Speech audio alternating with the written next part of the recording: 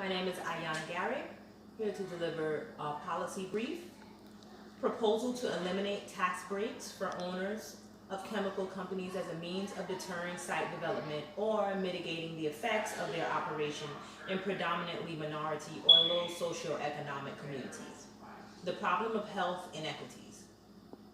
There are disproportionate environmental hazards and toxicity levels in low-income minority communities due to the siting of hazardous chemical facilities.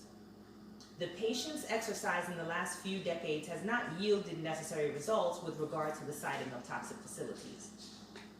Further action must be taken now to effect real change.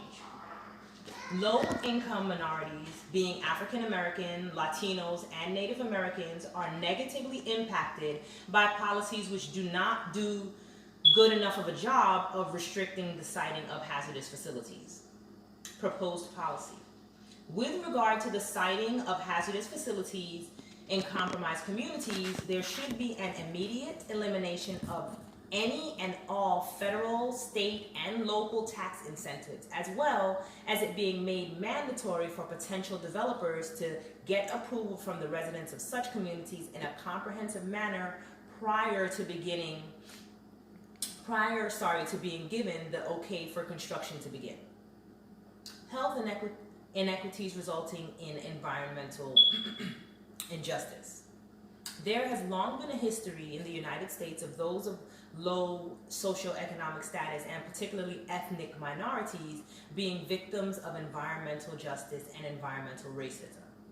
This is defined as a process by which communities of color are purposefully and systematically targeted for the siting of ecologically hazardous industrial facilities, toxic waste sites, incinerators, etc., which cause harm to the health of that community's local residents as well as the surrounding environment. This targeting of particular communities has also been encouraged by United States environmental policy and is better known as selective victimization. A study conducted by the Commission for Racial Injustice shows that African Americans are 79% more likely to live in neighborhoods with dangerous industrial pollution. 3 of 5 of the largest hazardous waste facilities in the United States are in poor African American communities. 3 of every 5 African Americans and Latinos live near toxic waste sites, as well as live in areas where the levels of poverty are far above the national average.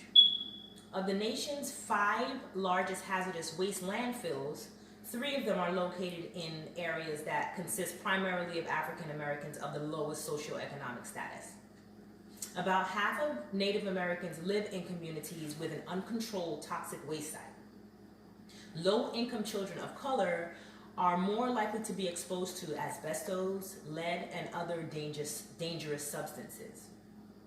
Findings have been that 96% of African American children in inner cities have unsafe amounts of lead in their system. Now, exposure to these hazardous substances can cause severe learning disabilities as well as other neurological disorders.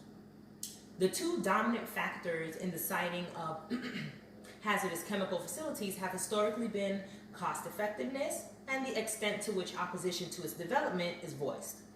Businesses and municipalities typically choose to build power plants and freeways where land is the cheapest for them. Property value is usually lower in neighborhoods with environmental hazards, and consequently, where poor and minorities are able to buy and rent. The fact that minorities are the predominant residents in low-income communities is not really an argued point. Opposition to site development is not as cut and dry, however. Yes, key factors which pose environmental threats like landfills, power plants, toxic waste, incinerators, and even freeway proximity have long been widely accepted as hazardous and have been proven to be detrimental to health of local residents as well as the surrounding environment. However, for many low-income minority communities, the general idea of environmental issues seem disconnected from them, such as the preservation of the rainforest or preventing the extinction of exotic animals across the world. Some may view the hazards they're constantly exposed to as normal. More importantly, though, is the fact that many poor residents lack the time and resources to become educated about the issues regarding potential hazardous effects of facilities to be sited in their communities. As such, they are not involved in the approval process, neither can they attempt to affect change. Those of a higher socioeconomic status, on the other hand, namely affluent Caucasians, have the luxury of adopting the NIMBY outlook, which is the not in my backyard outlook, and have been able to resist environmental hazards in their communities from the onset of the environmental regulations of the past. As it stands, environmental regulatory systems like the Environmental Protection Agency, or EPA, allow piecemeal development of toxic facilities. By allowing for chemical facilities to go through individual permit processes, the big picture as relates to the community is often not factored in.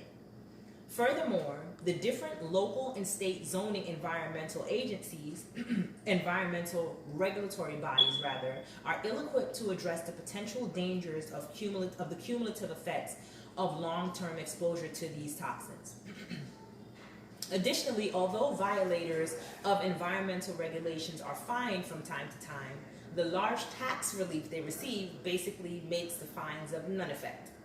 It's likened unto a feedback system in that these businesses never experience a deficit as a result of their morally unsound actions. Impact. If the regulations with regard to the siting of hazardous facilities are not heightened, certain populations will continue to experience disproportionate levels of exposure to toxins with cumulative effects that can be potentially lethal. The combination of millions of dollars having been paid out to victims as a result of violations of regulations, along with the exorbitant amounts of money spent on healthcare, is just cause for working to effect change. Furthermore, considering that as a nation we spend over $3 trillion on healthcare, which is typically reactionary, while only spending a little over $8 billion on public health, which is typically preventative, there clearly exists a massive disproportion. The American Public Health Association, or APHA, reports that a ratio of 0.0025 to 1, the United States spends less than a quarter of a cent on public health for every $1 it spends on healthcare. What then? While it can be argued that the siting of these facilities in low socioeconomic communities can help to stimulate the economy, that notion cannot be completely substantiated. It's likely that the residents of those low socioeconomic statuses would not even qualify for the potential jobs, as a result of not having the necessary training, necessary skills, So the fact of the matter is that it's unlikely that those residents which are of low socioeconomic status would even qualify for the potential jobs that would be created through the siting of facilities of this nature. Statistically speaking, members of said communities lack education or vocational training and the means to obtain the necessary skills.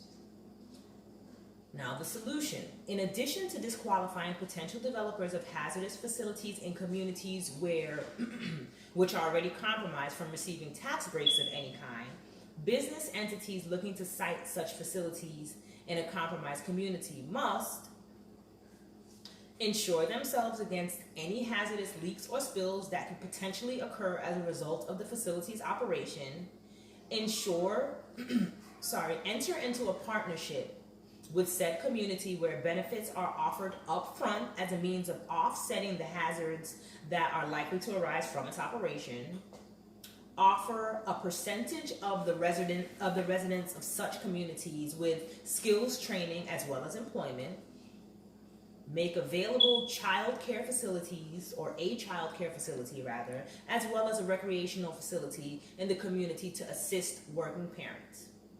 Create a program which awards local residents with academic scholarships. Create a program for local housing development that offers the incentive of low interest rates on mortgages, as this in turn will make living in the community more desirable, okay? As well as assisting in the development of local businesses. All of these things can help to offset any negative ramifications of this, these type of facilities being sited in these compromised locations, communities rather. the alternative. While it may seem like hoop after hoop must be jumped through by potential site developers for approval, the alternative has a far more negative impact. The aforementioned contingencies having to be met prior to the approval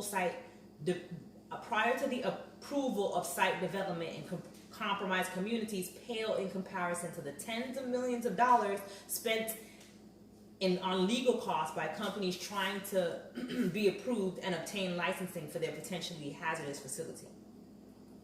So finally, it's been made evident through empirical research studies that there still exist disproportionate levels of environmental hazards and toxicity in low-income minority communities, as well as a result of hazardous chemical facilities being sited there. While there have definitely been improvements in the last century with regard to public health and environmental justice, there still is much that can be done to offset the negative health effects associated with the siting of such toxic facilities. Due to the fact that the goal of restricting the siting of hazardous facilities is not being met by current policy, low-income minorities, that is, African Americans, Latinos, Native Americans, are not only negatively but disproportionately impacted. From a deontological or duty-driven perspective, all people should be treated with the same respect and dignity. Living in a toxic environment is not favorable for some, and as such, it is our duty, wherever possible, to ensure that no one else is subjected to a toxic environment. To effect real change, it is imperative that further action be taken now in the form of expressed consent from 80% or more of the community's residents prior to construction, all contingencies previously laid out being contractually met, as well as the immediate elimination of any and all local, state, and federal tax breaks.